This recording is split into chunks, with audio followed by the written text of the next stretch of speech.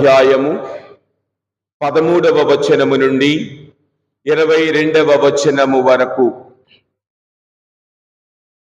యోహాను సువార్త 2వ అధ్యాయము 13వ వచనము నుండి 22వ వచనము వరకు.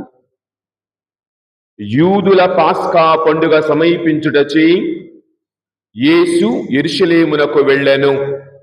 దేవాలయములో ఎడ్లను, గొర్రెలను, పామురములను అమ్మువారిని, డబ్బులు మార్చువారిని ఆయన చూచెను.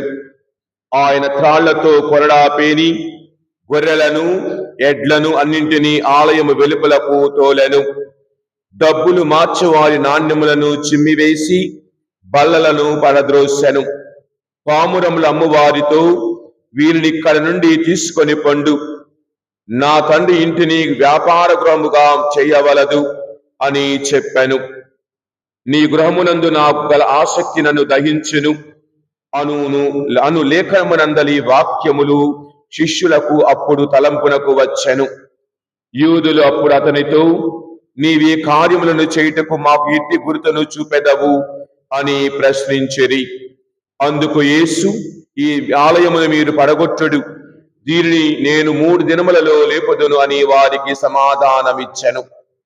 ఈ ఆలయ నిర్మాణమునకు 46 సంవత్సరములు పట్టినవి.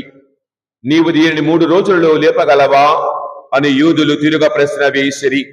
కానీ వాస్తవముగా ఆయన పలికినది తాను శరీరమున అను ఆలయమును గురించి. ఆయన మృతులలో నుండి లేచిన పిదప ఈ మాటలు శిష్యులకు జ్ఞప్తికి తెచ్చుకొనిడి. వారు లేఖములను యేసును చెప్పిన మాటలను విశ్వసించిరి. ఇది క్రీస్తు సువార్త.